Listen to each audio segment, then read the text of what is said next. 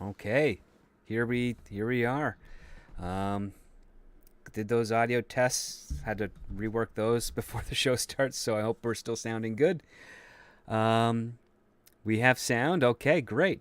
Little Chad, thanks Mm. for coming in tonight. Oh, no problem. I always have a good time doing this show. I'm excited to be here. We're now batting 500 on the scripts for me reviewing. Spoiler, because Yeah, kind of. I mean, that's the beauty of the show. yeah, It's well, it's an easy thing. It's either good or not. yeah, yep. So You it's got to play it as it lies. easy metric today. I mean, yeah, like that. This is. I'm looking forward to this one. So now that we know the audio is in there, I'm gonna we'll jump right into it because there's lots to talk about. Yes, there's So so much. let's get into it here. I think I'm gonna have a running gag where I'm just never gonna have intro music like over the intro at this point. I just always keep putting it off. Maybe I don't know. We'll see what happens. I've got a sample, but I just did. This week was crazy, and then I had a power outage in my neighborhood, and apparently they were sporadic throughout the entire like Tri-City area in my region. So it was not the only one. So that hiccuped me today, but for everyone else tonight, I hope we don't have another one. If I go silent and Little Chad's all alone, it's because my power went out, and I apologize to that. But you guys, it doesn't stay down too long, so maybe I'll be able to come back if I Yeah, blip out. yeah. I'll Uh, I'll vamp. I'll just try to stretch things for a few minutes. well, I mean, there's plenty to talk about for this one here. With that being said, welcome, ladies and gentlemen, to Scripts on Saturdays, the only screenplay review show on the interwebs discussing scripts, both professional and amateur, circulating around Hollywood, giving you, the TV and movie going audience, a behind the scenes and inside track look on what writers are pushing and what producers are buying. I am your host, the Script Doctor, and joining me this week is Lil Chad again. So happy to have you back, sir. Oh We've yeah, it's got fun. we've got this is our second script of 2023. Like last week's, it's a thriller as well, suspense type of thriller, which seems to be popular from the producers of last year. Which is funny because I also just received a fun little report. I'm a part of like a number of screenwriting communities online, and found out that like last year, this year again was a big high set of spec scripts in the comedy genre across film and television, closing in on almost 100. And doesn't look like Hollywood's interested in many of them because they don't sell internationally. So who knows how many great comedies there are out there that we'll probably never see because the suits right now are looking for stuff that they can sell globally as opposed to domestically. So that's some sad news, but we got some fun news here today because we've got, as I said before, the second script of 2023. This was a ranked number 9 on the blacklist with 20 votes, and considering that last week's number 1 script was over 40, that's a wide gap between the the top one and then the within the first 10. And this is called Return to Sender. It's written by Russell Goldman. So please, little Chad, could you share with us the log line of this Mhm. script?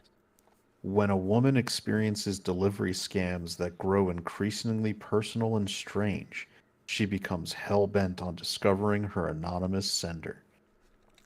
It's a pretty thin log line. Not bad. It's got an echo of mystery to it. Uh, Yeah. so the synopsis is as follows: Julia Day is a recovering alcoholic, doing as much remote socializing as possible while ordering items online to redecorate her apartment. But when items she didn't order start appearing alongside reviews from her account that she did not post, she starts to obsess over who is compromising her life and why. So you and I, we and those on the Patreon, have read the script, and it's got something of note, which I would call the block of text Oh God. problem. Uh, share share your experiences with the block of text, little Chad, please. So the very beginning of this script is just a giant block of text where we haven't even got to any dialogue or any scene. It's just description, music selection, overly it.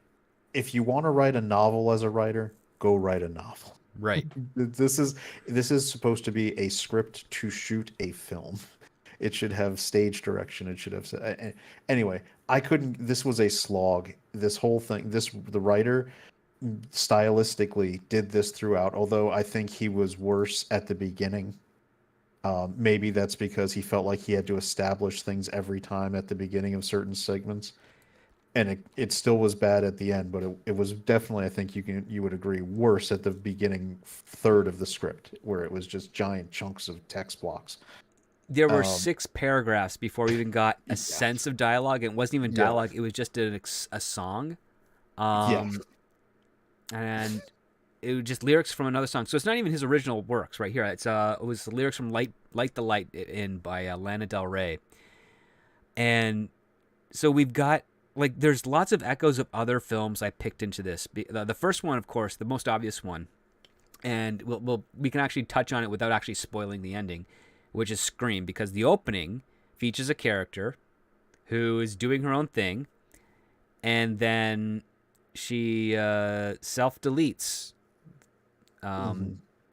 in the first, in this opening part here, which is only a couple of pages, and yes, and then that's the end of it, and then we go on to Julia's character, where we introduce her, and she's living in this kind of like single story apartment. Like it's a house, but it's also an apartment. Like it's a rented piece. She's not sharing it with anyone else, and I she's in was a. a little confused about that too, because they're interchangeably kind of calling it an apartment and a house, and it's a house, and maybe that's a California thing, and I don't get it. But where I live, you rent a house. Some people rent houses, but you're Yeah, renting a house. You're not renting an apartment. exactly. And it's like they don't establish like, oh, is this like one of those houses converted into apartment? Like when I first lived in Toronto, a couple of apartments I had were houses that were split down the middle. They were converted into like 6 apartment units, and you Mhm. had one unit. This one here, we get none for all the description that is in this screenplay. We do not quite understand the layout of what her home is actually like. Um, By the way, I checked my notes. It was page 5 before we got one spoken line of dialogue from a character in the movie.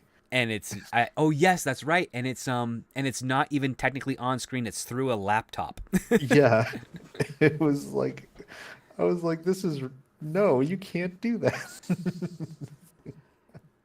Oh, Yeah. and they are dense 5 pages. It's like it's not like, a lot of spacing or formatting to make it flow really fast. This is like reading homework from high It school. is because most of the paragraphs are at minimum 4 lines, which I mean the whole idea when writing a screenplay and the format for writing a screenplay is to get your eyes to go down the page as quickly as possible without losing any information. So you really want to have brief setups. You don't want to repeat things. There's a lot of there's no voice to the screenplay aside from a verbose voice, so to speak.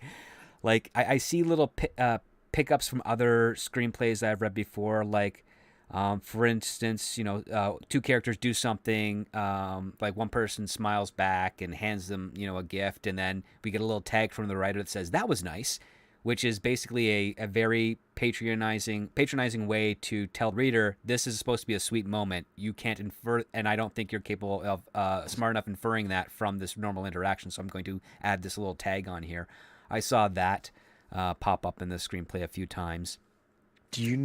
All right, and this is more story related, but this is something that the writer did throughout the screenplay, and it's both a story choice but also a screenplay writing choice, which was we kept having like interludes back, I guess, to the main character's past, like where they do, I get, Oh, the I guess, flashbacks, or yeah, the flashbacks, which were completely unnecessary. yeah. They serve no point. There's no story point to them at all. No, Like, they're distractions. why are we doing it? Like, there's a couple segments where it completely ruins the flow of the scene you're supposed to be reading because and I can see visually in my head if this was a film, they would be jarring cuts on screen to whatever these flashbacks are supposed to be, and they would do nothing but break up the flow and screw it up. And I'm like, why?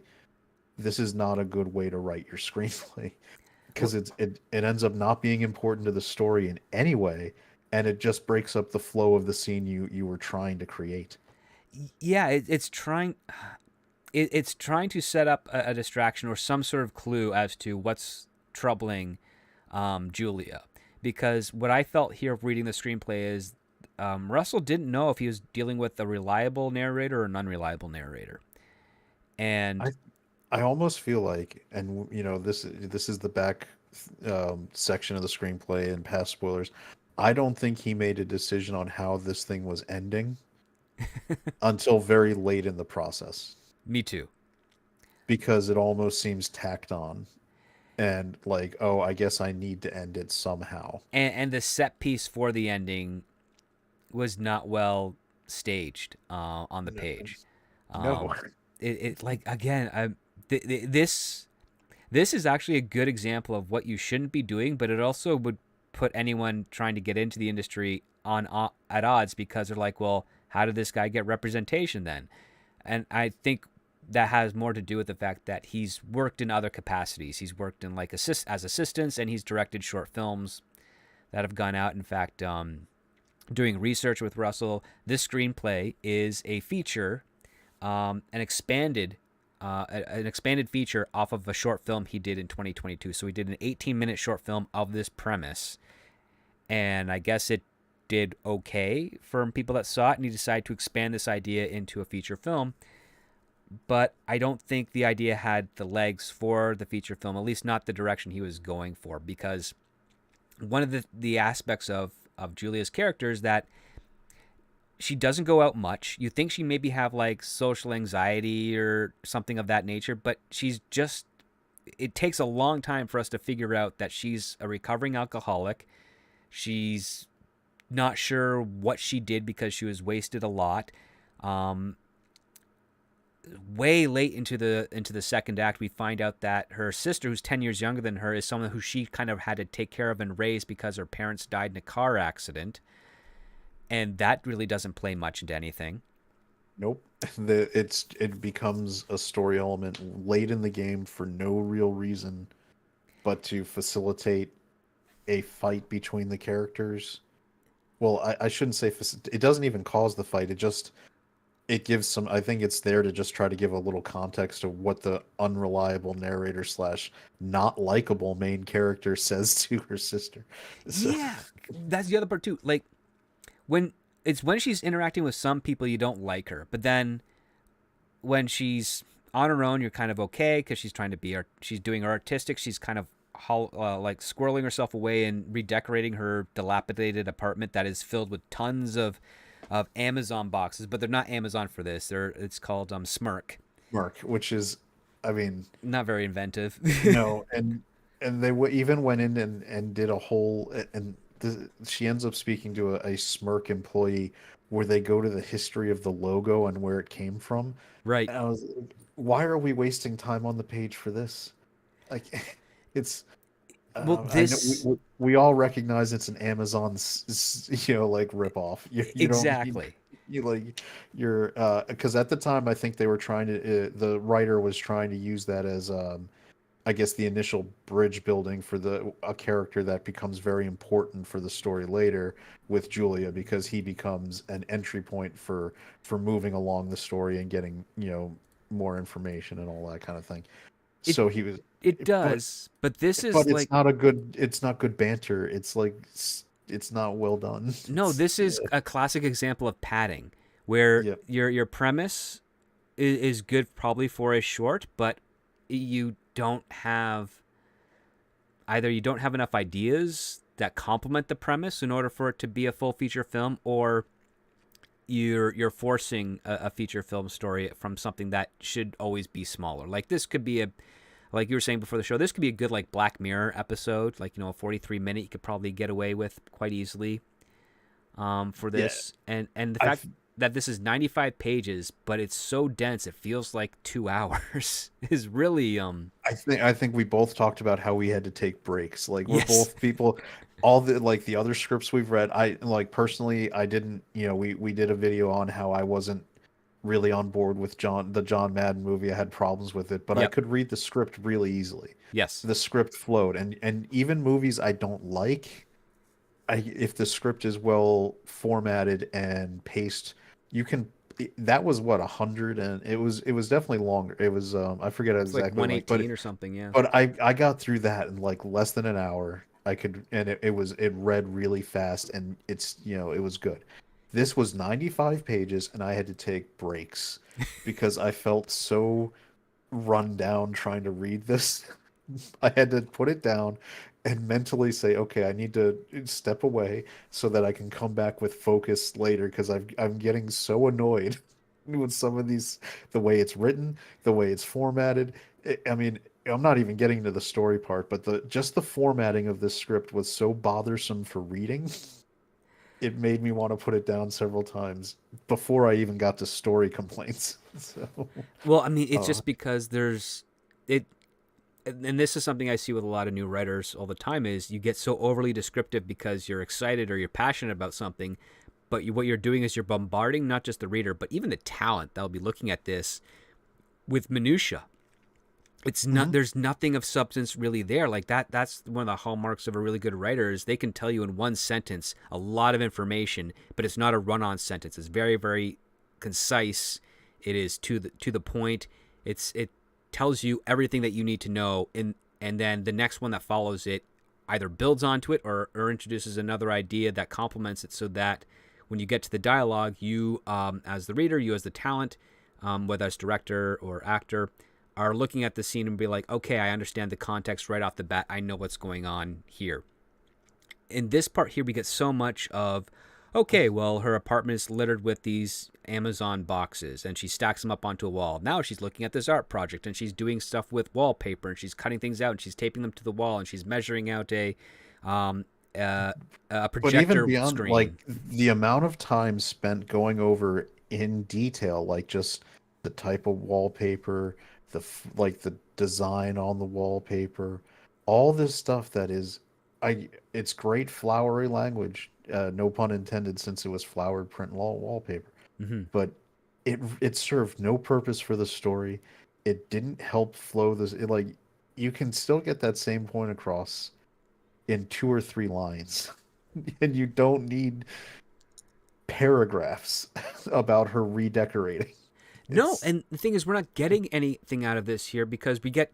Well, the other part too is we get her. She's checking her bank account because she's making all these Amazon purchases, and then we're getting her reaction of like, "Oh, things are getting tight," but we're not seeing a number value, so we have no clue if there's any sort of stakes or urgency here. We know that that was she's. another red herring where I thought at the if you're initially reading the beginning of the way of this script, you feel like because of the many times they do it at least 3 times Mm-hmm. where they are having her like check her bank account and feeling like, and then where they're almost making her feel like she's because she's a former alcoholic, that maybe she's got a new addiction that she can't control and this is a problem, and they almost imply that she's forgetting orders that she's making because there was a part in the script where she orders LED light bulbs. And then when she's talking with her sister, she's like, I didn't order those. And then she checks her history and she's like, wait, I did. Now I do remember ordering them. Like, so they almost are sort of implying, like you said, with unreliable narrator, that maybe she is ordering these things and she doesn't know it. And, but it's complete. No, it's not that at all. It's like, Yeah, ugh. it's that it reminds me of like this French. I think it's a French horror film. I can't remember what it was, but it was like the whole twist was that the main character, who was female, was this dude that was killing people in the movie. Oh, high tension. High tension, thank you. And Yeah. I mean I thought, okay, special effects wise, cool, but the twist did not pay off with the actual ending. Like it just did not work at all for me. So, yeah, it wasn't a dude. I didn't. It was a woman. No, the woman is the real killer, Yeah, but she's that's hallucinating that it's a guy, and we're seeing the perspective of this guy hunting her down and killing all these other people, and then the yeah. reveal is And it's then the really twist her. is it's actually her, and she's the one obsessed with people and is killing them. So I Yeah, remember that one. I remember that, and I'm Yeah. thinking if this script goes this way, I'm going to be very upset because it's not an original idea. Um, No, and that's the like this. I don't want to compare it to like throughout like when I got to the end segments, I kept thinking of it was the old cartoon A Pup Named Scooby Doo, and it's silly yes, to bring this where there was a character called Red Herring, and and poor Fred every time when he like they're getting the part where they're guessing who the actual person was, he always guesses it's Red Herring, and then it's like nope, he wasn't not at all. And it was like this script was just red herring after red herring, like where it's just like bait and switch, whatever phrase you want to use, you're wasting you're wasting the viewer's time. You're not doing anything clever. You're just like you said, padding. This was 95 pages. If you take the superfluous padding out and tighten it up, this is a 40-minute TV episode of some sort. It is. You could probably tighten it up and get it to something interesting in that format, but it is not a feature film, and you can tell that he is padding like just in cutting down the descriptions. This hmm thing would probably drop to around 70 pages. I swear to oh God, yeah, all the this thing is establishments and descriptions are has 25 pages worth of superfluous descriptive words. lots of in silent scenes because I'm thinking like, oh man, what did the Daily Wire write this or something? Because they have a couple of those movies they produce where it's no talking for like 20 minutes, like more of their artistic stuff. Like the Terror on the Prairie, there's like 40 minutes of that film with not a single word spoken, which I was like, okay, I'm look, beautifully John shot, but Wayne, okay. John Wayne and John Ford could get away with some of that shit, like even with the Searchers, pardon my hmm language, some of that stuff with the Searchers.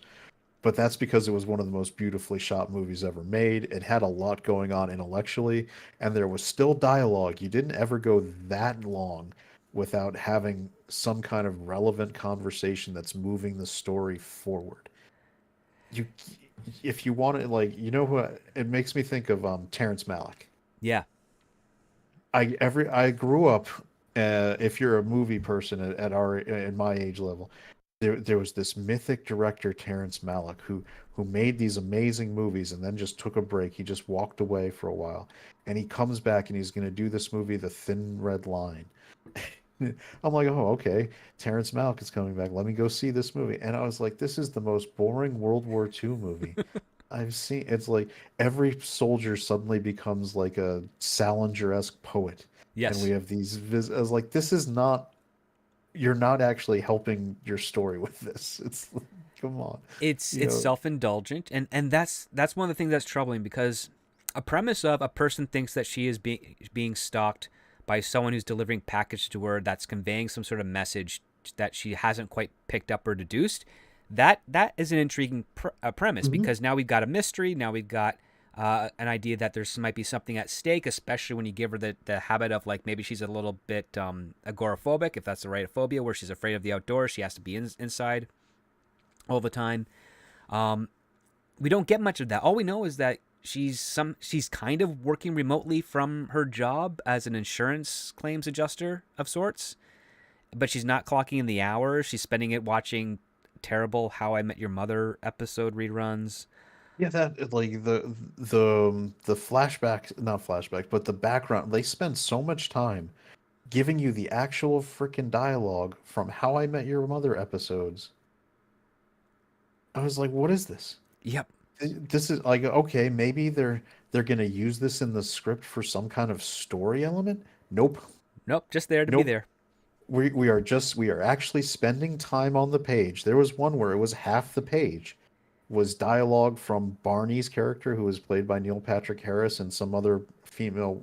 I don't think one of I the can't main remember. characters, Yeah. just another woman, and it's half the page. I put it in my notes. I was like, what is this here for? I was like, this has to have a payoff. No, it has no payoff. No. It is padding the page. It is padding the page to meet a minimum page count because what would really be something to explore And this was almost something that I kind of liked because this is like a good solid distraction, which is the introduction of Charlie, who's one of the delivery drivers from Smirk that shows up. You know, like Hmm. he's the one that, you know, he's unassuming, he's polite, he's respectfully distant, but we get we're shown in the script that Julia is kind of thinks he's attractive and something nice about him, and Yep. we get this. She actually does something active. She kind of starts talking to him a little bit more, and he's being incredibly professional, and you know, conveying the information that he's at liberty to convey about her questions and whatnot. And then he's literally just trying to get on his way to his next part of the route, but a part of him wants to hang on because Julia is also described as someone a little bit of attractive. And we get up into this point that when she was working in the office and drinking while at work a lot, she was sleeping around with a number of people. So she's clearly attractive enough to get almost any guy she wants in the in the office, and that has apparently caused a problem, which has led to her being in recovery right now. There Uh, was so much flashback and backstory about that just to lead in the introduction of the one character Dustin. right? Who And who? it was so worthless because then you find out she didn't even sleep with him. Nope. She just It blurred was those memories with someone else that was in the office, which makes her even worse, right? yeah, so all these flashbacks, which are now again padding and breaking the flow of scenes and padding the script, do nothing to make you like this main character more. It actually makes you dislike the character, especially when you see the flashbacks and then see how she treats these people now. She's supposed to be in recovery. She was an alcoholic. She was making bad choices as a result of her disease of alcoholism. Mm-hmm. Part of the 12-step process is making amends, admitting that you were at fault and you did things wrong. And then she continuously, I don't want to say this nicely without using curse words. She continuously like She insults and berates mistreats other and people. insults the yes. Yeah, So it was like who is gonna be this, like, what actress is gonna want to take this role? It is thankless. It is terrible. You come out like, I mean, I was like maybe Anne Hathaway, but it's you don't get, nobody will like you more watching this movie. well, You would I have to have so much charisma and burn your charisma to like to elevate and pull make this people off. sort of Yeah, like this character. Like Sandra Bullock, I think of the movie she did. It was about recovery, 28 28 weeks later, yeah, or 28 28, days. 28 days. Yeah, because Yeah. it's not the same as the zombie film. They came out right around the It's same time. I was working at the movie theater too. It confused a lot of people. So, to be like, wait a minute, um, this is a romantic comedy. Where is the other person? yeah, exactly. Oh, there they are. Um, Ah! But they in that movie she's supremely charismatic. That's the Sandra Bullock is known for that. She starts out as an unlikable alcoholic person, and you see her grow through the recovery process where she's still maybe not the nicest, but she's working on it and gets better and starts that is an arc for somebody who's an alcoholic. You don't want to make somebody who's an alcoholic in recovery look like an a-hole who still makes people like feel bad about themselves.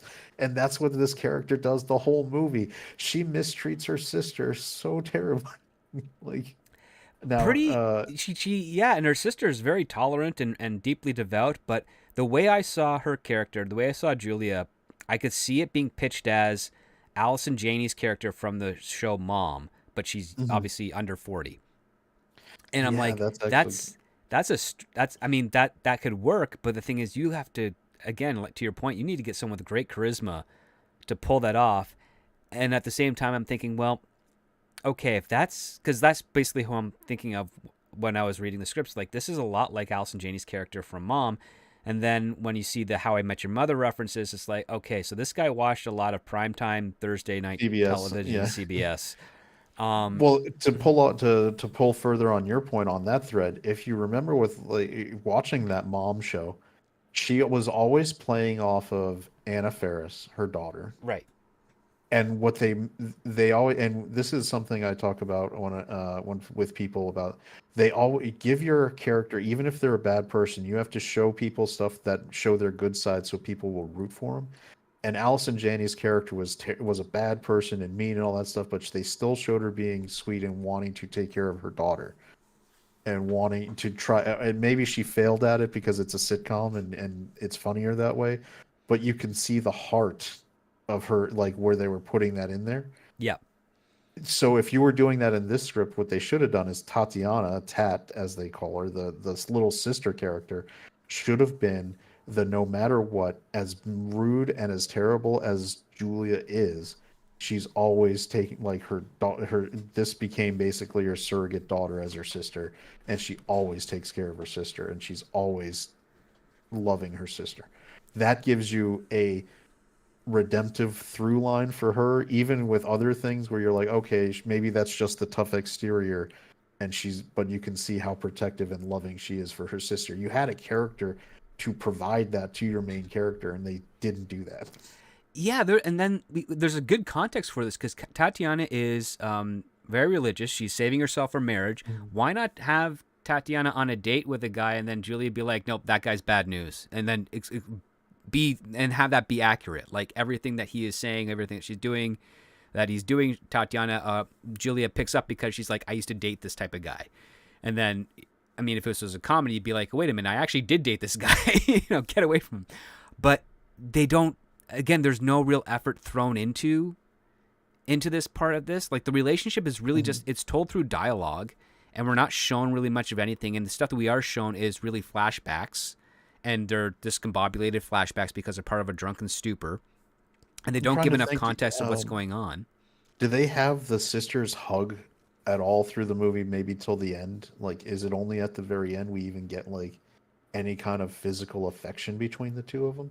I think when she first moves in for that short time, I think there's a hug in there with the air mattress and stuff, but it's Yeah. really glossed over because there's so much other text about moving the air mattress in, getting it set up, moving the boxes out of the way. We get this weird like all these weird packages are coming in. Like there's like protein powder. There's the red-handled corkscrew, which triggers Julia because that, of course, would predispose her to, well, if I got this corkscrew, maybe I used it to open up a bottle of wine. But she doesn't have any wine in the house. There's little hints, not great hints, but there's hints that Tatiana is trying to like search her home for alcohol so that she knows her sister doesn't get back on the wagon or off the wagon, whatever the term is. I can't remember. Fall off the wagon. Fall off the wagon, yeah. So, I mean, they're all peppered throughout, but they're not really addressing the actual issue and I'm not seeing much of a conflict on that area for this character. It's like, oh, she's in AA. We see her do, I guess, 2 meetings via Zoom throughout the entire script, and they're not, and she's not paying attention. She's not really participating. Like we're not seeing any. I think they keep here. referencing when she ends up getting a remote job for Smirk. And they almost reference that she's got, at the same time, she has 2 windows open where she's got the recovery meeting. Right. Like so they keep saying that, like, where she's not participating, she's just got the meeting open. And so I guess they're trying to show she's still participating. Or she's at least doing the bare minimum effort. Yeah, you bring up, like, she gets so she works remotely for her regular job, but she doesn't meet the 31-hour minimum requirement. And then she hangs up on everybody all the time, mid-sentence, whenever she's kind of in trouble. It's so rude. Like her former college professor, who was her mentor, that character was introduced, and I still don't understand the point of that whole tangent. Like, aside from trying to show what her new life was supposed to be looking like. And she's on the call with this character, and she just hangs up. Yeah, I mean, the motivation, my understanding, was that if she re-registers for school and finishes up her degree, she'll get more money at her current job, but still able to work remotely or something of that nature. It was really not well conveyed. And again, because we don't know how strapped for cash she is, we don't understand if there's any stakes done. Given the amount of things that she's been instant buying on this Smirk site, would suggest to me that she's fairly okay. I mean, she buys door frames, she buys windows, she buys LED lights, she buys a headboard, she buys a digital projector, and then She buys security cameras. Like, she's just spending at least thousands of dollars over the course of the script. Yeah, she is, and this is maybe this is where the writer did spend a lot of time watching sitcoms where characters exist in places where you don't have to things just can be bought and appear, and there's no financial worries about that. You live in giant apartments in New York City, and you never have to worry about how much that actually costs you on a monthly basis. It's which is again in the first third of the script, they make a point of her checking her bank statement with worry at her spending habits, Yeah. and then it just gets dropped. And yep, never to be brought up again at all. And the thing is, like, I will say this: if you're telling a story about an alcoholic, a discombobulation aspect to it can be useful, but it has to kind of dovetail or tie up towards the end where it feels like it makes sense. I'm reminded of the movie with Anthony Hopkins called Father, where it's from his perspective and he's suffering from Alzheimer's, and it's actually a really well done movie because everything around him is changing and he's getting confused. But when you realize what it is, you were like, oh, this makes all the sense in the world now, because certain characters are coming in, they're coming out, they're not behaving the way they should or normally, because it's from his perspective and it's his confusion where he gets dressed and he goes into the living room and like all the furniture has been rearranged from the night before, but he actually ended up moving it months earlier. And you don't, and we are getting it from his perspective. So we share and empathize in the confusion and we worry and we connect with him. This script doesn't actually have that at all. It's all over the place. We're getting points where she notices a gray van on the outside, parked on their street all the time. And for some reason, it causes her concern, even though it never really interacts with her throughout the entirety of the script. So this feels like a convoluted type of plot point. Then we get all the time the Smirk vans are driving through her neighborhood. She's always picking up new packages. But at the same time, some of the stuff that she's getting doesn't really seem to do anything to trigger her. Like, she gets sent a blender. Okay, well, blender's a blender. Big deal. Then she gets sent that protein powder, and then she gets sent a rug. Then she gets sent a painting of a boat. And it's like, well, these are all just kind of nothing things. And the whole gimmick behind it is that it's some sort of review scam for vendors, where they find your address, they send you something for free. And then they're able to pose as you online as a verified receiver of the object to do a positive review. And then you, as a person who didn't buy it or didn't post a review, gets the free product. And nobody's supposed to care about this or what have you. And it's like, well, what's the compromise here? Like, is there something associated with your account with this company where if you have a bunch of, say, 5-star reviews of compromising product or fraudulent product, does that cause you harm? We don't get that established. It's some sort of type of scam, but I'm like, okay, well, where's the scam part? Like, are they selling your information? If so, how much of it are they selling? And are they using that information in other areas that is actually causing you damage or harm? Because if it doesn't cause you damage or harm, does it qualify as a scam? Does it qualify for stakes within the story? All of that stuff, we don't get any answers to. That entire rabbit hole seemed unnecessary for where the plot ended up going anyway. That's the crazy part. Like, we do this whole tangent that involves her former coworker Dustin and going through that review and ship, like vendor shipping and all that. And that was kind of a vehicle to get her on the route to look for things. But the end result of this script is so far afield from what that was that I feel like that it completely should be, that whole subplot should be removed and excised. And I think the writer should probably just think logically, what would be another way organically Julia, our main character, would have gotten to where the end was, because where it ends and that whole thing, nope, they don't matter. They don't link up at all. Nope. They are It's not. all distractions, because I like the only part of the script that I was actually engaged in is the investigation part, where she decides, okay, someone is sending me these things. I can't find out who it is. What if I apply for a job at the company to see what opportunities that leads me to answering these questions? I'm like, okay, that's cool. That's inventive. That's interesting. You And know she, what else really pissed me off about the script? sure, go for it. They, when she's doing the investigation, she specifically references that opening scene that we get in the script Right. with the character who Who self remove deletes with. self deletes, where this is a known story that was publicized, and they think they have the person who drove that character to self deletion, but our main character doesn't think that was, like, maybe it was something else, maybe it was, and maybe it ties into what's happening to me, because it's a very similar circumstances where they were using deliveries and packages to just mentally like Mentally harass someone. bother someone else or Yeah. harass them. Yeah, because there's the other red herring excuse is like, oh yeah, coyotes get into packages and sometimes they die trying eating the stuff inside or whatever, and it's like, What? okay, what? Again, maybe that's something that happens in Southern California. We have coyotes where I live. They are a naturally occurring wildlife animal. We have Amazon deliveries all the friggin' time. Never heard of or seen that happen. Okay, but maybe. If that is a But thing, it's new to me. I'll yeah, say that. Yeah. so we waste page at least a full page and a half of dialogue with the try where she's explaining, and this is to her sister, to try to explain her theory of what's happening to her.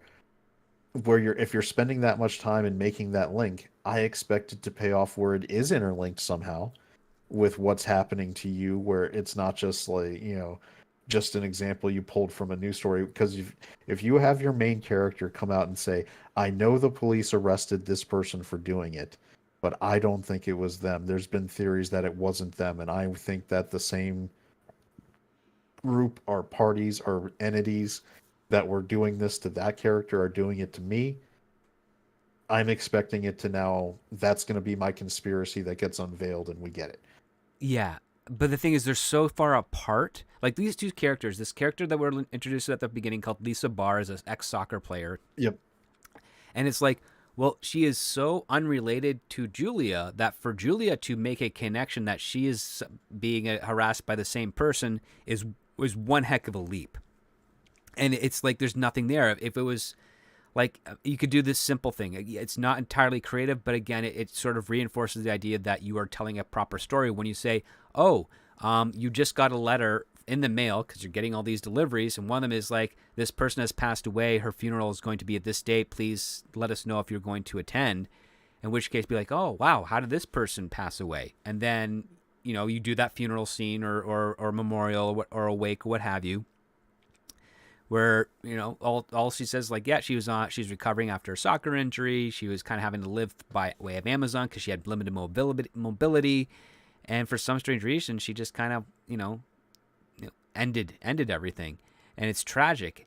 And then what would happen later is that as Julia starts getting these random packages and she starts wondering what's going on, and then the more information comes out with regards to her friend or friend of a friend that what drove them to their demise, she'd be like, well, now there's a connection. So now she'd be like, well, who does this person know that I know? And you have to go through this whole laundry list of characters and then figure out which one is, harassing you. And if it has to do with the fact that maybe those two of them got really drunk one time when they were both a lot younger and then ruined someone's life and they've been plotting this thing for years, whatever it is, it may be a little derivative, but it shows basic storytelling structure and the fact that you've given two characters that have a link, and you bring them together with a common antagonist. This is what Scream did at the very Yes. beginning. Like, Yep. I was actually about to mention that, like, Scream did it, where you have the Drew Barrymore murder at the very beginning of the first movie, and what does Sydney say? That was she used to babysit me. yes, And so there's a direct link to the initial murder that seems completely separate from what's happening to that, and it sets off the whole story. Another movie where something like that happened was The Ring. Not The Ring, The Grudge. The Grudge, The right? Grudge, right? You open up with Bill Pullman's suicide, a self-deletion. Mm-hmm. Self-deletion. And it seems completely irrelevant to the story once Sarah Michelle Gellar shows up and she's going to the house and doing all that, and then you find out it's not, because that self-deletion was directly related to the spirit being troubled when it and haunting the house. And you have a journey of discovery to get to those connections, But if you're going to start the movie with that kind of thing, you should have it actually freaking connect to your Exactly. to the rest of the, like, you don't spend my time showing me that and then not have it have anything to really do with it. Exactly, because you've just wasted your audience's time. And then And it you also makes, have no payoff as a result of yes. showing us that either. Yeah, and then I feel like, yeah, and then as an audience member, I feel like I get the payoff. Like now I get the context of what, like again, The Grudge. Okay, now I get the context of what happened that actually got Bill Pullman to do that. Now in Scream, I get the context of why Drew Barrymore's character was being targeted once you find out that it was the, Skeet Ulrich and Shaggy. What was it? Oh, Matthew Matthew Lillard. Lillard, right? Yeah. Matthew Lillard. And you realize that they plotted that, and one of the reasons that this girl was targeted was because of the connection to Sydney, the Nev Campbell character. You Yeah, get the well, payoff. basically, Drew Barrymore's character was babysitting Nev Campbell. The mother was screwing his dad, and that's why. Exactly. Yeah, so that's why he had the murderous intent to take her out. And you're like, okay, as an audience, now I get the context. I mean, it doesn't change the scene I saw and make it necessarily shot any different.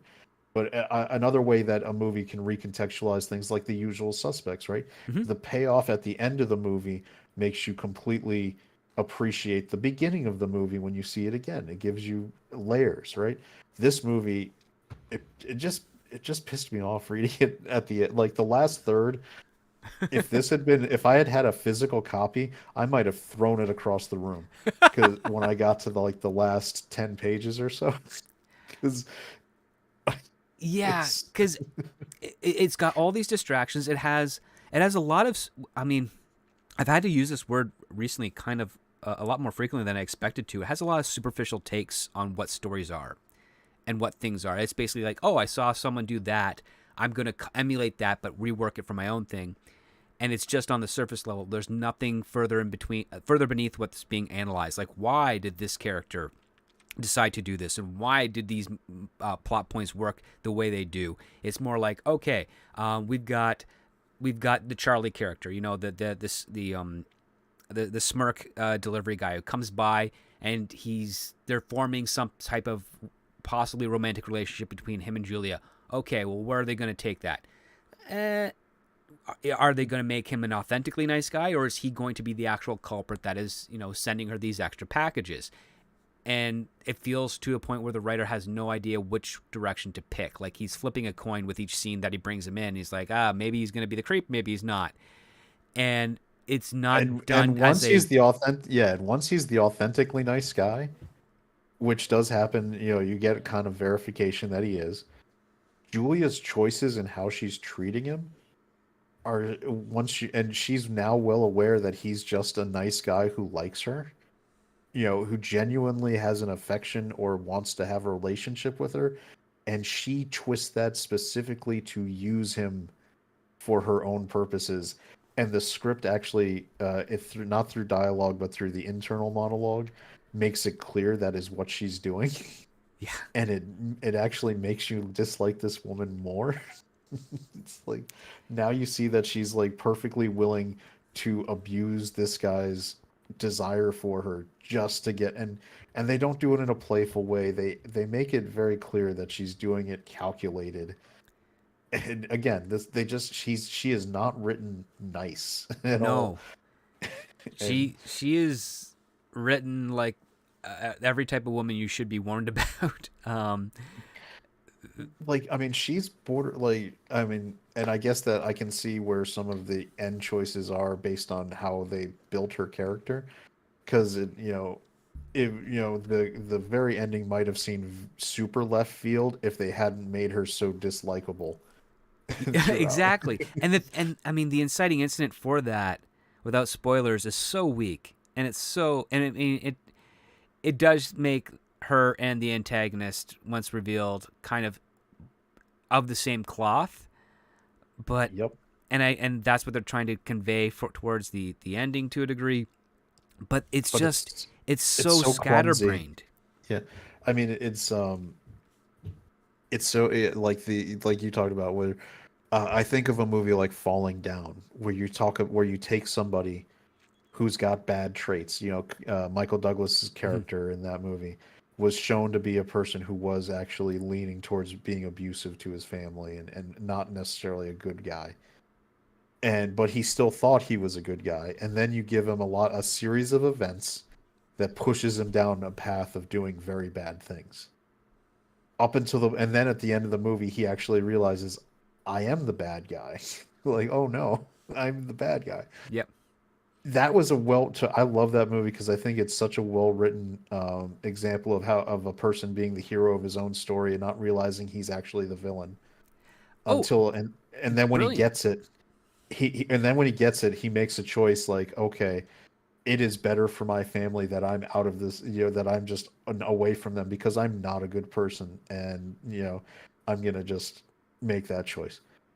This movie has someone who never realizes they're the villain of the story, even when they're being abused. Like they're making choices that are consistently putting them down the path of bad, and It is, and the it's thing is, the Russell sets up this story that she's a recovering alcoholic. So right off the bat, you have a structure of the 12 steps. All you gotta do is just pick what step is she on, and let that help you get her from one step to the next, one point for the scene, one scene to the next one, to a possible conclusion. It doesn't even have to be like the make amends stuff. Like pick any of the other steps you want to do. Um, they haven't really been explored much in film. Making amends step has been done to death on every single show because that facilitates a lot more conflict. But there's all these other ones that you can actually explore that you could definitely do, especially if you want to do a self-contained suspense thriller where a person feels like they're being stalked or abused. It's right there for you. Someone else has done the work. All you got to do is have fun with it. And instead, he's like, nope, she's just a recovering alcoholic. She does these Zoom meetings. She's got a sponsor who we never see. And that's pretty much the end of that. And now we've got all these other things where she's getting the flashbacks of her drunken nights. She's getting mysterious packages. Every once in a while, it's Charlie that comes by, whom she instigates the relationship with first. But now we're questioning, well, she liked him at first, and then when she figured out what her plan was going to be to find out why these packages are coming to her, then she starts to kind of take advantage of that flirtation. And now we don't know, did she genuinely into him, and then this is how she abuses the men in her life, or was she feigning it all along? It was this premeditated. There's so many questions because this writer has thrown in all these extra ideas to meet a page count, essentially. Yep. And I don't know. I like my main characters to be likable. I like Or something likable about them. Like or I like to hate some certain characters too. It's yes. like, yes, I want to see this guy. I want to see this jerk like do something stupid to this other jerk, but at the same time, I'm waiting for the the comeuppance, the blowback, so that I can actually enjoy a little bit of this and fictional Schadenfreude or what have you.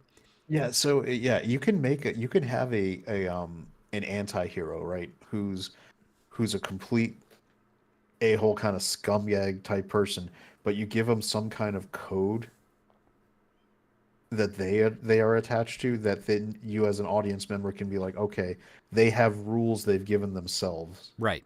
And so I can respect this person because he's actually only going after someone for breaking his known rules. Like I think a movie like Payback with Mel Gibson, and he was not a good person in that movie, but you root for him because he's going after other bad people for breaking the covenant between the two of them.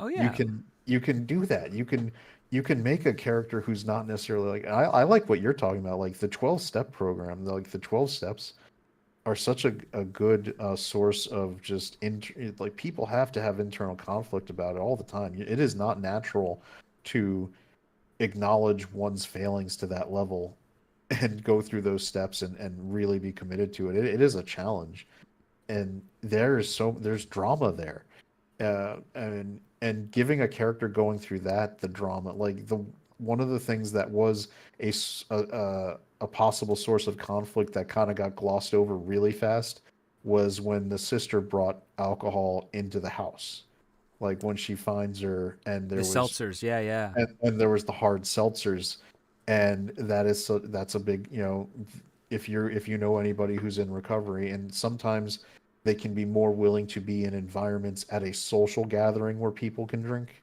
but they generally, in my experience, to a person, do not want it in their house. Like, nope. Right. In my house, in my space, in the zone I control, where, the place where I have control, it is not allowed to be anywhere near it.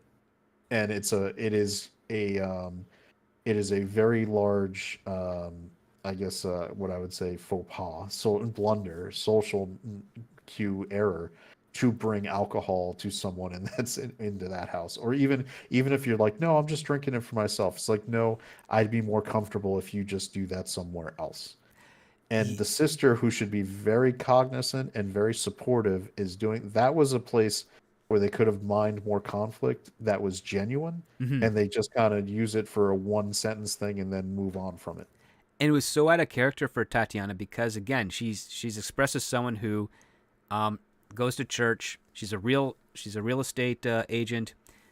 She knows that her older sister's in recovery. I don't believe for a second that she would be bringing in alcohol, even in her purse or anything of that nature. And so that comes in as a red flag. It's like, well, and especially considering the fact that multiple times Julia says she's never touched, that her sister has never touched the alcohol or never cared about addicts or any type of addiction of that nature. She's too much of a goody two shoes. And then shortly after she finds the seltzer and then empties it out, Tatiana gets into a car accident. And it's like, well, what's the current circumstances of this? And it's like, well, insurance is going to take care of it. Well, yeah, but how do you get into a car accident? Were you drinking? Was someone else drinking? What did you hit? What were you hit by? Like you just throw this in here to make her, vulnerable. And then this is where we get another moment where, of course, Julia is like hugging and trying to help her recover, getting her new ice pack and whatnot, and then saying, "Hey, I'll go into your place for a day or two or something of that nature." Like it's just a whole bunch of discombobulating dialogue because all these things are happening all at once and not for the service of the story, but really just kind of to prevent Julia from getting to the logical conclusion within her story. Like everything is just delay after delay after delay. Even the whole, like, when her window gets broken into, it's like, okay, so someone smashed a window. Great. What's the payoff to that?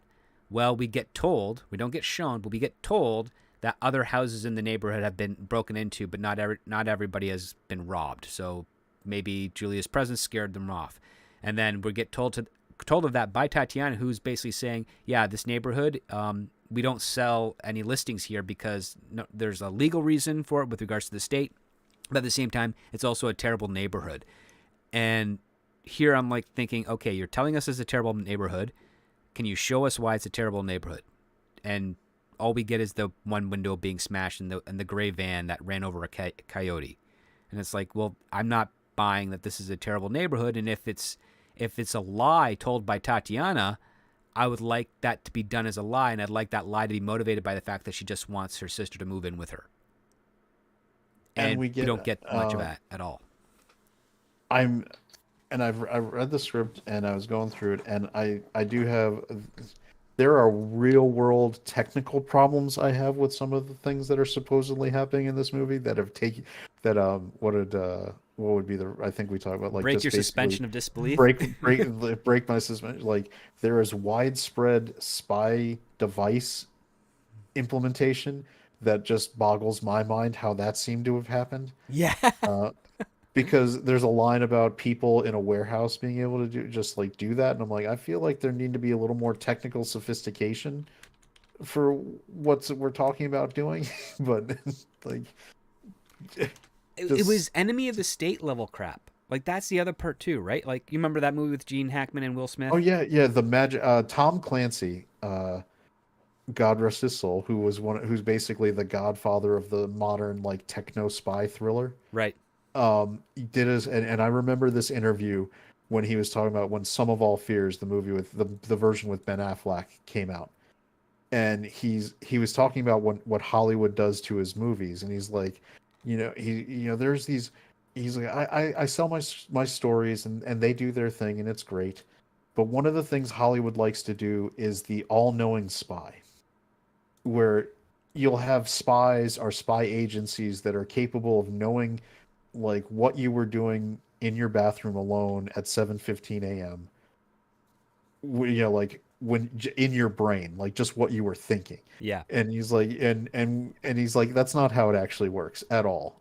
Like, and he's like, but it's a movie, so I let him do it, and I don't complain because I got a check. And I was like, oh my God, that's pretty, at least pretty open about what's going on. He's like, he goes, my books, on the other hand, aren't like that. If you read them, Jack Ryan is an analyst. He's actually spending most of his time analyzing data and coming up with like recommendations and conclusions based on really detailed and time. He's like, in my books, it takes a lot of time. Like, he's not just knowing this; it takes months of gathering research and data. And I was Generating like, models that he can work off of. Yeah. and Enemy of the State was like the opposite. Like, somehow a spy satellite and these four guys, and Jack Black was one of the guys, I think, if I remember right, with John Voight, like working in that room, were capable of manipulating everything in the world. Yeah. Like, was, hacking into doctors' computers, seeing exactly where you were, changing traffic patterns to get a guy riding a bike adjacently. I was like, this, I mean, that's cool, but this was like in 1998, Something, yeah, something late like 90s, where like there's that. tracking devices in all of your clothes, your shoes, your belt buckles, your watch, everything. And it's all like, once you buy it, it then gets automatically coded to your profile, and then you can track and find you. I'm like, okay, pretty elaborate, but also it's like very easy to compromise. Yeah, and this is another thing where all where I was actually more on board with it when it seemed like they were going towards the, oh, like the villainous corporation, Hmm. or rogue AI element of the corporation maybe. But they didn't. They went a different route, and then that strained credulity where like the explanation from the villain of the piece was so un how do I put it? Unconvincing. Unconvincing and unrealistic that I was like, what? No. Now that's where, again, where I would have thrown the script across the room because it was that part where Yeah, because when you actually get the explanation of what happened, you're like, oh my God. Number one, like you said, the inciting event is so stupid. Number two, the sequence of events and the way they're supposedly executed is so stupid. And then the final confrontation is so stupid.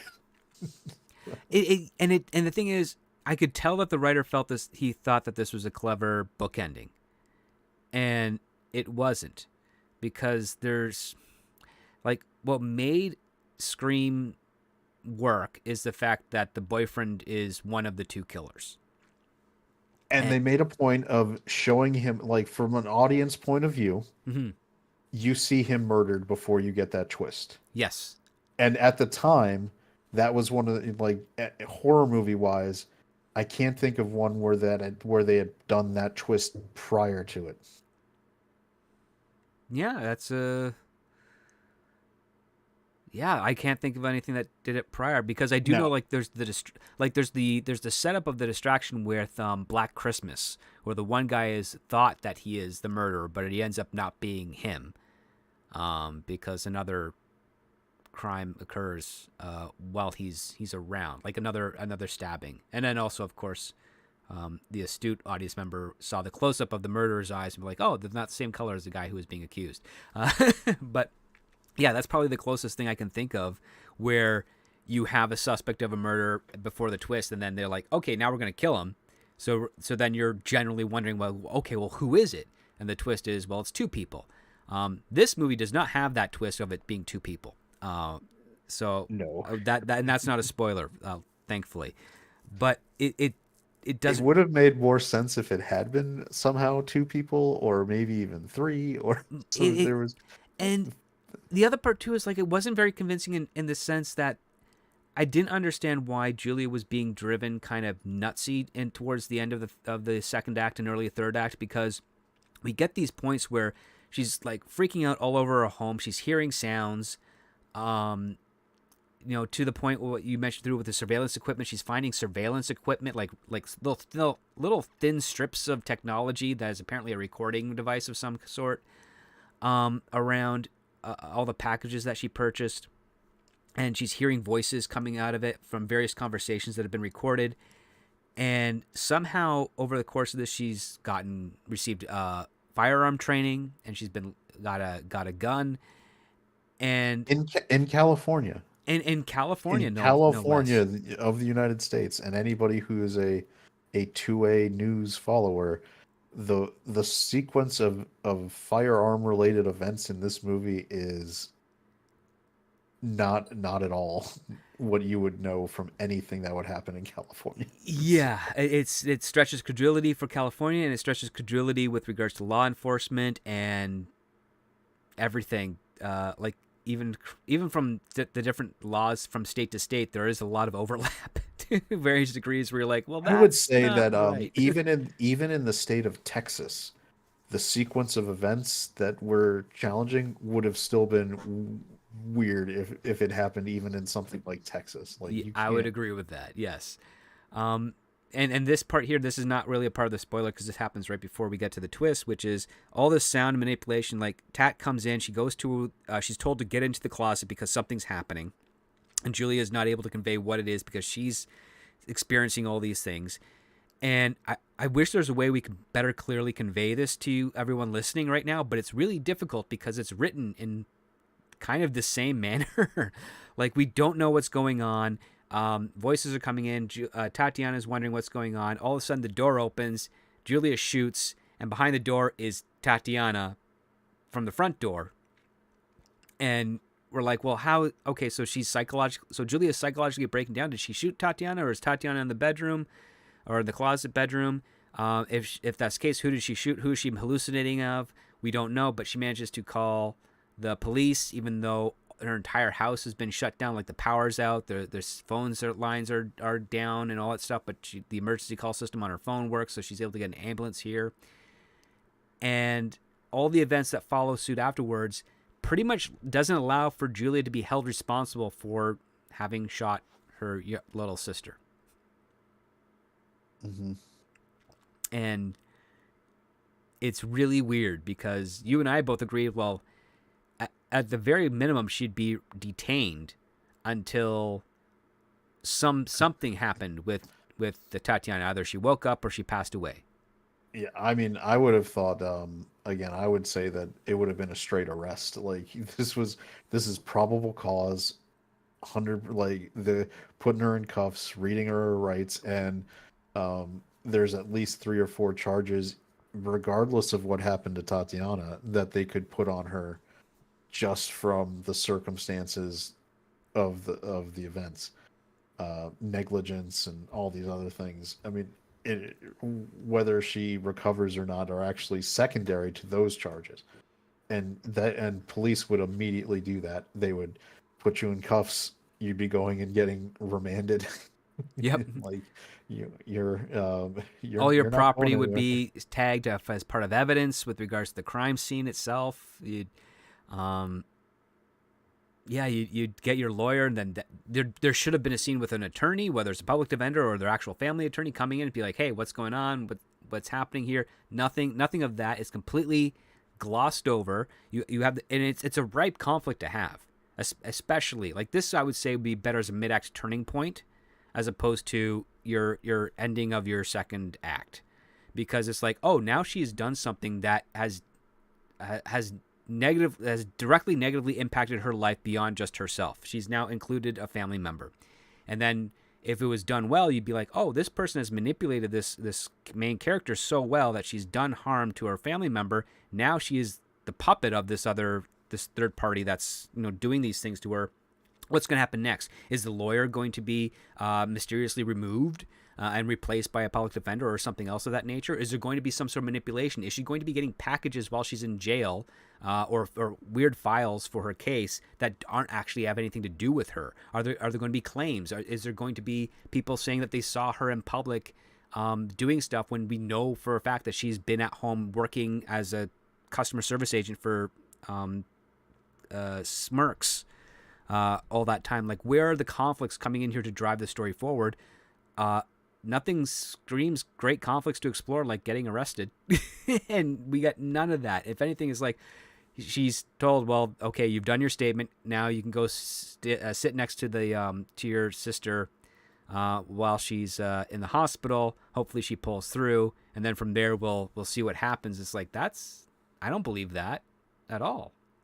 Like, that's just way too easy. I mean, that's the other part too. Never make anything easy for your main character, and that was a great conflict setup to have, and he just completely said, okay, I did it, now moving on. Mm-hmm. And that leads into the climax, because again, we skipped over the investigation part, because as interesting as it was building the pattern, I didn't see a payoff for it. And the pattern is that of everything that she's ordered over many months, and she tracks them all down using her new employee knowledge and connections, she determines that everything that she's ordered has gone to a Fresno location before it gets dispatched to her. Even when there's other locations closer to her place, it always gets diverted there and then comes back. So the question is, well, why is it diverted there?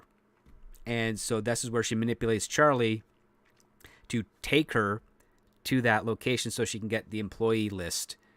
And then from there, she hands it off to Dustin for him to search any of the names that could be a red flag with the account that he used in order to send her the free powder so he could get the review. And it's really convoluted. It doesn't make any sense. And the fact that both Dustin and Charlie just acquiesce to her demands also is like, well, why would they do this, really? Like, Dustin doesn't work for her. And there's nothing that she can do to compromise him or strong arm him in any way. Charlie has already just been accused of being a creep by her, so why would he even do that? It doesn't matter that she's a co-worker now. There's still protocol involved. So it's just plot driven as opposed to character driven. Even though it's got this mask of a character motivation of she needs to find out who this is, you're manipulating the story to get her to a position where she can do that, as opposed to her creatively coming up with options in order to get there. Like, she's a CS agent and stuff. Well, maybe there's a promotion where she can go up to the next tier. It's like, well, the next tier allows you to, tour some of the facilities. Hey, there you go. Now she's going to work harder to get that job opportunity. And maybe it could be led as a disguise of how she's getting through the 12 steps. She's secured a better job. That's giving her more control. She's not drinking. She's attending meetings regularly. She doesn't feel like a clutterbug as much anymore, or hoarder, or whatever. Like, none of these things are showing any type of illusion of progress to parallel her obsession with trying to find out who's sending her these mysterious packages. None. Yeah. It's so amateur. Yep. And I don't know. I know, right? It went in so many different directions that had no point, that it's even, like, I'm mentally trying to think back when we were doing the investigation and we were doing like all these routes that ended up not like I go back to the whole thing with Dustin. It gave us the reference for, the like the people sending fake putting up fake reviews by sending products to you. But it was unnecessary. Like, we spent so much time in this script on that. Like, that was Too much. probably 10 to 12 pages worth of script time on this avenue of the investigation, and it didn't even matter. It was like, oh my god, like it served no purpose. So we might as well get to the voting part now, because it's. What do you? I wonder if the audience thinks we doesn't know by now where we're going to go. We obviously have to put this in production. It's just so terrible. This should be an episode of Star Trek Discovery, 100%. No, I'm kidding. This is a hard pass. Like, such a hard pass. Like, I probably, if I was reading, you can give me the like industry idea. I probably would have got with that first blurb, that first opening segment, and just closed this up and said pass. Actually, yeah, because I would have done the pass too. No dialogue in the first 5 pages is a huge red flag, especially if what you're describing is not even very interesting. And unfortunately, that's the case. And then the other part too is, especially if it also ends up by the time you get to the end of the script having serving no relevance at all to what is going on in the body of the screenplay. It's it's so high school level writing Hmm. of imagination. Um, it's the type of stuff that, I mean, when back when I was like doing the teaching aspect of it on an actual like academic level, like part of a university, I would get these scripts, and usually within the first quarter of the semester, because the assignment was like, okay, write a screenplay. First 3 weeks, that's all you get. It's supposed to be bad. That's the part of the lesson. And then I evaluate them all, and then I find the common problems across all the screenplays, and I do an impromptu lesson plan about those problems in addition to the regular syllabus that I had. And by the end of that first semester, everybody had done a rewrite, and the scripts would be vastly improved because they're learning. Okay, well, these are the problems and errors that you have. These are the character motivation issues that you're not addressing. Things are you don't have any proper cause and effect. So all of those stuffs go in are reinvigorated and reapplied to the individual screenplay, where it's like, okay, now you can actually get this into shape where it's telling a story. And this one here, this feels like a Baskin Robbins approach to other shows and film cobbled together to try and create the illusion of a story. Because it's Scream meets any of the Enemy of the State meets that fatherhood or father film with Anthony Hopkins, peppered with sitcom tropes and How I Met Your Mother dialogue for some reason in there. That was such like the How I Met Your Mother died, like because they do it three times, 3 times, yeah. three times, where we're just like actually having written into this script dialogue from How I Met Your Mother, including like the character name and what they said, and it's not just like a back thing like How I Met Your Mother plays in the background. Yeah, and I mean, the other aspect too is we don't get a core goal for the character. Like, I understand, character is trying to do something. That would be their core goal. Oh, I'm trying to maintain my sobriety. I'm trying to go through the 12 steps. That's your core goal. What distracts you from the core goal? Oh, I'm getting these anonymous packages. And these packages are either compromising my ability to achieve my goal with regards to the 12 steps, or they're doing something else to unearth a dark secret that I've been bearing that I don't want to be able to admit to, but it's also part of my goal of recovery. None of that It at all. was it was more interesting when the initial packages were like the corkscrew and the blender, like things where it was like what are going to be triggers for somebody in recovery. Like, Right. like And then all of a sudden she gets a box of maggots, and we're like, why is she getting a box of maggots? there was way more psychological drama to be mined when it was in somewhat innocuous objects to everybody else in the world, but to her represent giant grenades in her sobriety and life. Like, you tell somebody just sent me a corkscrew, and they're gonna be like, okay, I guess it was a housewarming gift. Like it would be Hmm. something like, and they're like, but you don't understand. And that would have been great, like where she's getting these innocuous gifts, and like maybe you make it gifts or just random thing, like, and Yeah, it's or a wine rack, like the yeah, kitchen counter wine rack. And it's like, well, it's not necessarily for wine. You could put it for olive oils or cooking oils or something else. But the label of it says it's a wine rack, so that's supposed to be a triggering aspect to her alcoholism, right? and Um, Nothing. and if you couple that with the fact that we had the sequence where we were questioning whether she was making these orders, where maybe there was a part of her where she was like forgetting and actually ordering these products in her mania, and maybe she was sabotaging her own sobriety. Maybe there was like a part of her doing that in her manic episodes. That was, and when you, like you mentioned, with agoraphobia, where she's living inside her own space and not interacting with people, and you're getting like if you're gonna do a bottle film where you've got one set and it's mainly just one character, that's how you want to mine internal psychological conflict, because she's going to be on screen this whole time, mainly her, carrying it, that's where you're gonna have some conflict coming in, is your own internal conflict. And that's a more interesting story to go with than because I do think of what you brought up with Father with Anthony Hopkins. I think that's a single set film, mostly basically in his apartment, Yep. and so it's a very cheap movie to make.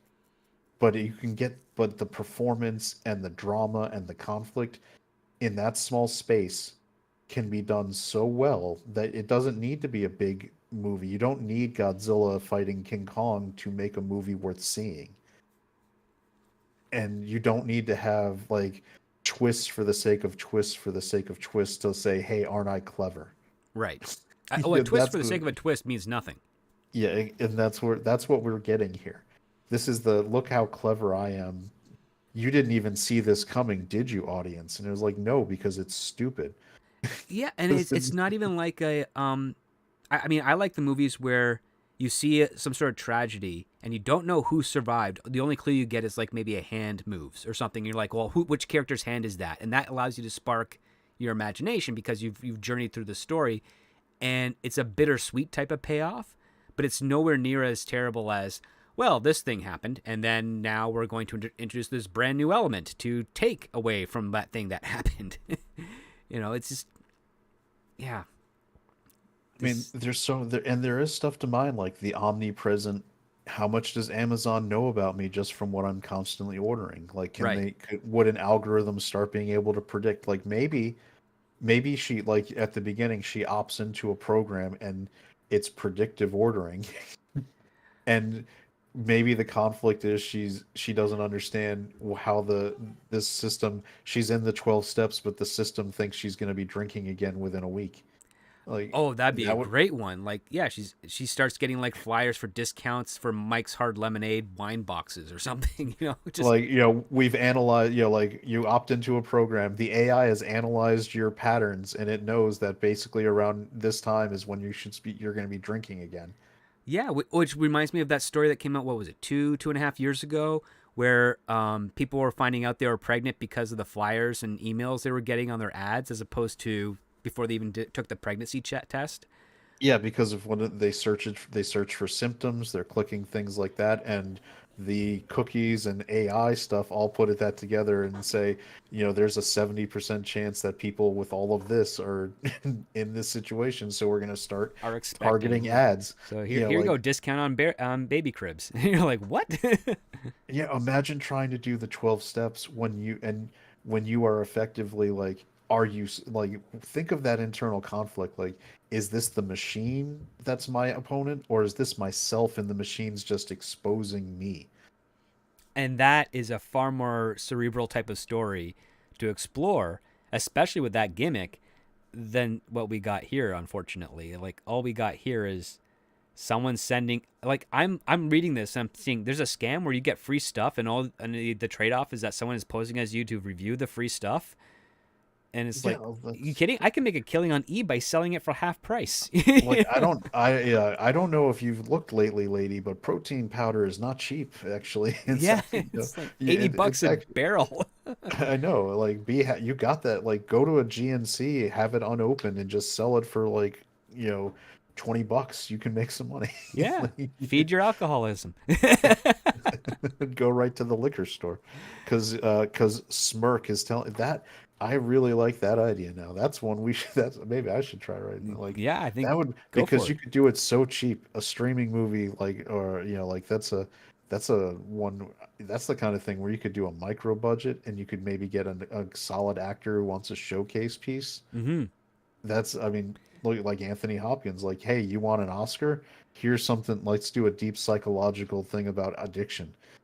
Oh yeah, Like, get Brendan Fraser to come in and be like he's battling with the computer algorithms while he's trying to recover from an addiction, and doesn't have to be food related because he's already kind of did that with the whale. But like, there's another thing for him where he's like, hey, yeah, if you want to fight yourself and a machine, for a story about a man who's desperately wants to recover, that there's a premise there. There's something you can do, and there's lots of room to explore that.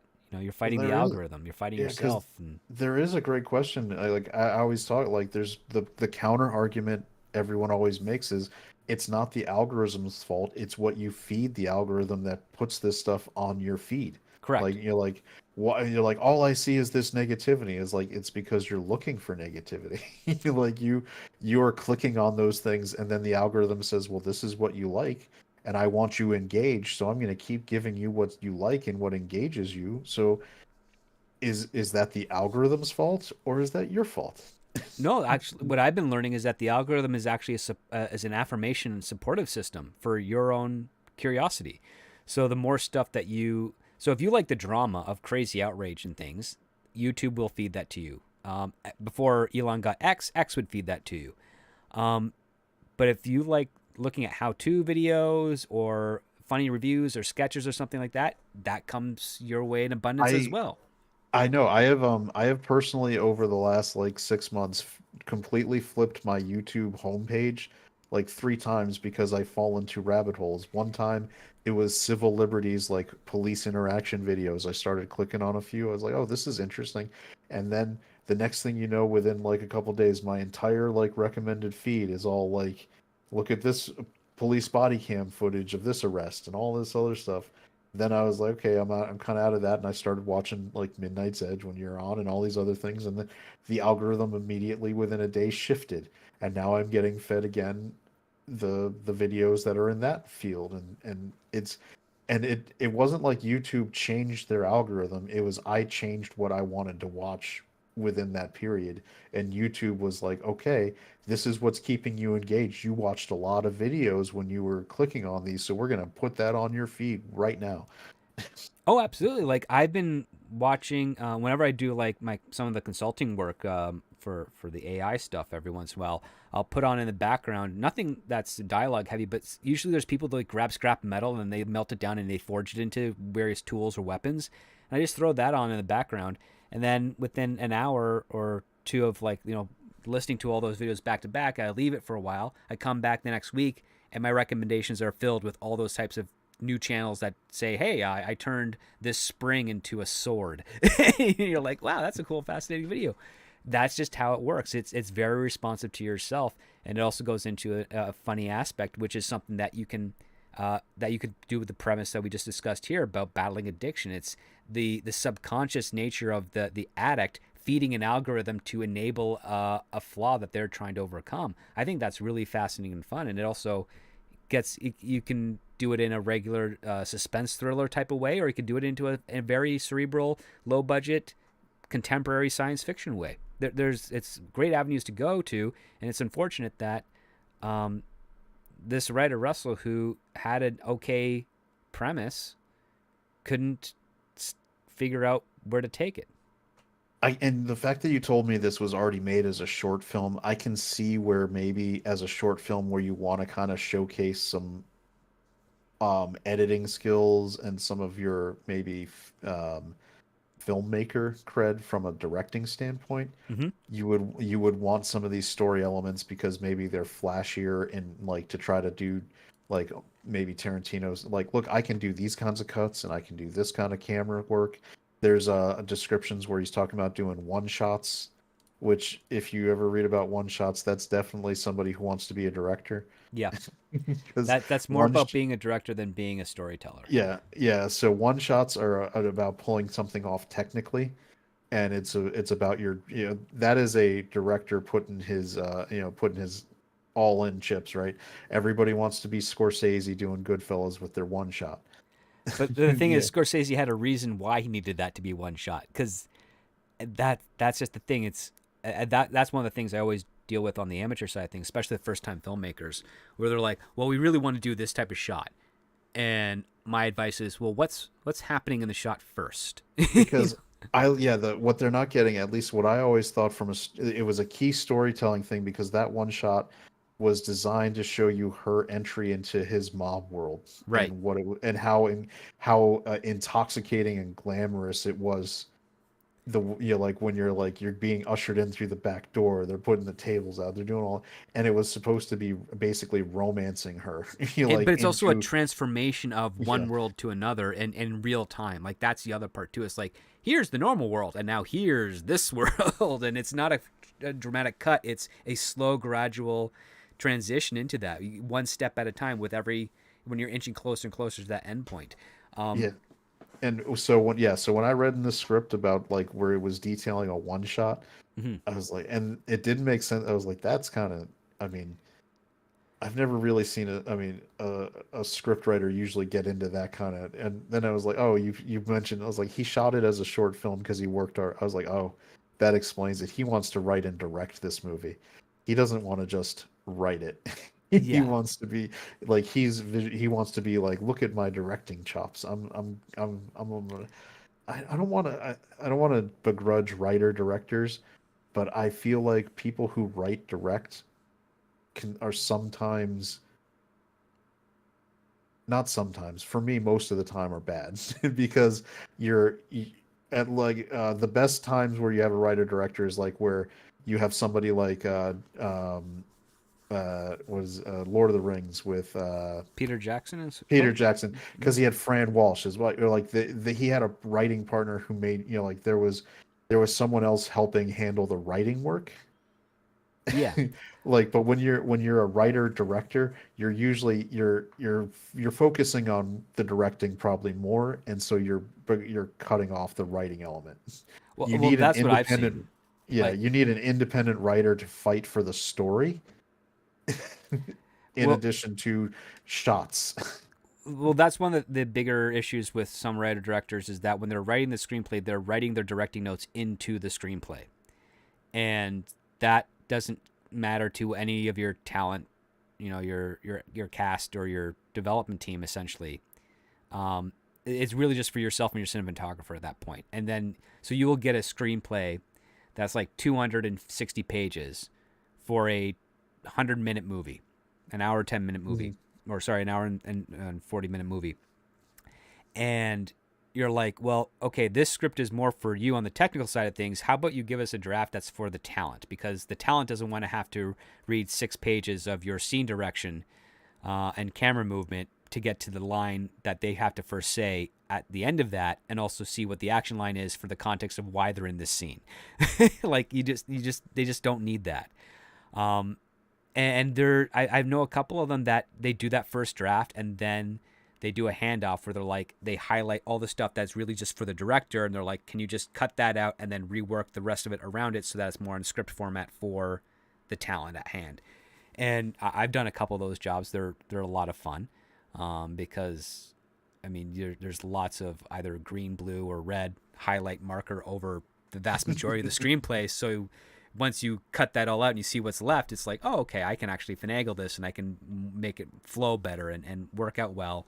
And then, the director compares both together. It's like, great, this is my shooting script that I'm going to have. This is the one for script supervisor and everything else. I'm going to share these shooting script with the cinematographer, and then we're going to revise the revised script for the actor's version of the shooting script and all that type of stuff. And so you're operating with two screenplays that are the same story. Just one is really a more abridged version of it, and then the other one is the massive technical. And the technical stuff, nobody, only the people that it actually pertains to needs to care about it, and it's never really the talent or costumes or any of that type of stuff because that's all done way beforehand. But yeah, first time writer directors, amateur writers getting into this, because there is advice out there. It's not my most favorite advice, but it can be useful, which is if you've got an original story and you've got the equipment to do it, shoot a short film version of it first. And if it works, maybe you can expand it to a feature film, but it's not always going to be there. I would still keep getting more short films under your belt. This Russell Goldman guy, he's directed and written a number of short films, 5 so far, and Return to Sender is one of the more recent ones. And if you ask me, I don't think he's got the chops for storytelling as of yet. Maybe one day he will if he starts getting some actual advice, because I don't think he has. But he's very fortunate that whatever position he's in, he's got some solid representation. He's able to get work on studio films as assistants to other directors and other people. So he's doing the hustle to get his stuff out there. Yeah, I would say that if that's, I mean, if he doesn't want to put the time into really becoming a wordsmith and someone who understands, like, because the story was so all over the place. I don't know whether I mean I don't know whether he gave it. He should this should have been. I don't know what number of revision this was. Didn't or I know that you mentioned that there were definitely some grammar and spelling errors towards the end that if you were doing multiple revisions, those should have at least been corrected. So Hmm. maybe this guy just leans more towards the directing side and should follow that directing path. Work as a second unit, as an assistant director, build up, go do some TV directing, like build your directing resume if that's what really interests you. Because if you're not actually interested in being a real writer, because this script screamed to me someone who was like thought they were just like I'm gonna come up with something great, but they didn't really put the time into trying to serve the story right and let the story be the best it could be. They didn't revise it. Like this might have been a first draft. To me, this was like, okay, you put a first draft in, now like Hmm. now let's someone like now strike all these elements, and this is the parts that you could sort of keep, and now go to your next revision, and we'll keep this process going till you have something that works. Yeah, it's not even that this is a first draft. I also think that this was heavily lobbied by his representation to get the placement in the blacklist because That's the what amazes me. I was like, I couldn't imagine that readers would be voting for this thing. yeah, because it's number 9 and out of like 74, and part of me is like, I don't know, man. With like last week's script, Bad Boy was really really good. I mean, really good, and only 8 scripts below that on the tier you get this, and it's like, nah, there's something else going on here. There's some sort of wheels are being greased, whether it's, I don't know what method it could be, but and I do know this. I remember back when I had managers and stuff, which I'm a free agent right now, just because it's a lot easier.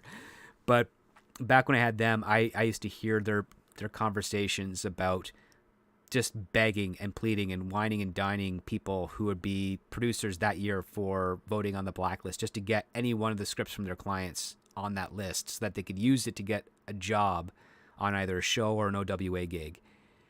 And I think that this is one of those situations here because on a technical aspect it fails. It hits all the wrong aspects. It's the first 5 pages are not gripping, they're not interesting, they're overly written.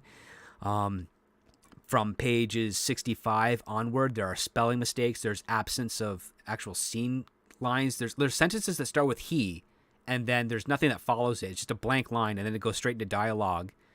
And you're like, well, no professional screenwriter would let this slip by because they would have at least reread the screenplay multiple times to have caught that.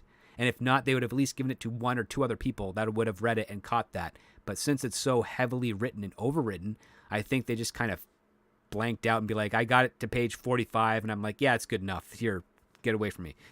That type of thing. Hmm. Because that's the only way I can see this. Like this is actually not a very good representation for this type of writer or for some of the producers from this year on the blacklist to basically say, yeah, we'll let this one pass at number 9. We'll give this one 20 votes. Um, that that's just weak in my opinion. I think it does a disservice to him, to Russell as a writer and possible director, and I think it should be something a little embarrassing from anyone that voted for this screenplay because of all the errors that it had. I think concept alone, it doesn't even hold up too well. I I think the concept for the when you read the whole script doesn't hold up at all. Yeah, I think there's room for some, like we were just talking about. There's ways you could take some of these elements and make a really good concept for either like I said, a Black Mirror episode, or even a feature film, a small budget feature film, like a talent showcase type one like we did. But where he went with this as a writer, no, none of those things are are there. So, it's I I just, like you said, I really, when I saw that this was on the blacklist, I was like, what the F? This is like, this is not, I mean, maybe like, I guess it's 95 pages, so it's long enough, but us outside of saying it is in the basic format of a script, story, function, grammar, structure. None of that is checking boxes that should get this thing anywhere near development. So, Right. I mean, like that, it threw me because again, I'm thinking, okay, a suspense film about someone delivering packages to a person, and maybe there's some type of message being communicated through those packages. Great. I'm kind of intrigued. Execution wise, you broke a rule that John Truby puts out, which is never betray your premise. And I felt like this script betrayed its premise. yeah, it did. I mean, because we want to refrain from getting into the deep twist, but the end of this movie is so far afield from what you thought it was being gonna be sold to you as that it would, if this ever got made, I could see people like in the test screening, or if it got once it got to full screen, like getting up and walking out so pissed off. It has Like, it has antiquated aspects of like 2 or 3 years ago to it, doesn't it? yeah, it's That's like, yeah. where the line that comes to mind is and this is something I think in Hollywood that was hip with some people, for and maybe even still to this day, is subverting audience expectations. I know we've talked about it a lot Yeah. because Ryan Johnson said it. Like, there's nothing more amazing you can do as a talented writer than to completely subvert an expectation. It's like bullshit. You can Surprising people Well, is not subverting people. no, I Like, mean that's how you can tell he's not a very astute writer is because he doesn't use he invented the concept of subverting expectations, but subversion is about demoralizing the expectation, not yeah. making you disappointed with the expectation. It's about So making you disappointed with what you're expecting as opposed to tricking you into thinking it's something else. And I'll, I I'll, picked up on this I'll, after I saw Looper because I'm like, well, this is a piece of crap. yeah. I mean, Time Cop was way better than Looper. One of the Time best Cop is lines in that. so much better than Looper. Let's talk about Time Cop. Yeah, yeah. When there's that hilarious short-lived Jean-Claude Van Damme show on Amazon where he ends up talking to a guy that he's dressed up as because he's Jean-Claude Van Damme, and he's like, "Where are you, me from the future?" And "I'm you from the future," like that movie Looper. And the guy who's supposed to be just the security guard is like, "You can't be me. You know that if you're me, that Time Cop is the movie that I would mention and not Looper." And the Jean-Claude Van Damme is like, "You're right. Time Cop was great." It's like, it's so good. Because the guy was like, the same matter can't occupy the same space. Time Cop rules. It's like, oh, but yeah. So subverting, traditional Hollywood, I guess, subverting expectations in quotes, where it's really just a twist, a surprise, is The Sixth Sense. Yep. It's where you're like, oh, or The Usual Suspects, where you're watching a movie and you're following along and you get the twist and it recontextualizes the entire movie, but it was there all along.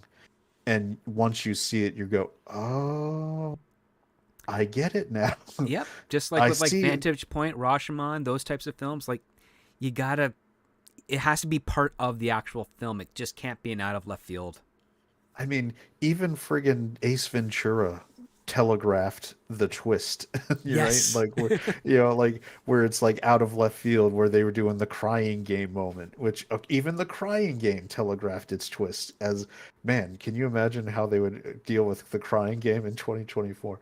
Uh, I feel like Hollywood's probably buried that one and pretends it doesn't exist now, since the whole point was you were so disgusted when you found out. Well, because it's based. I mean, it's basically a person has lied.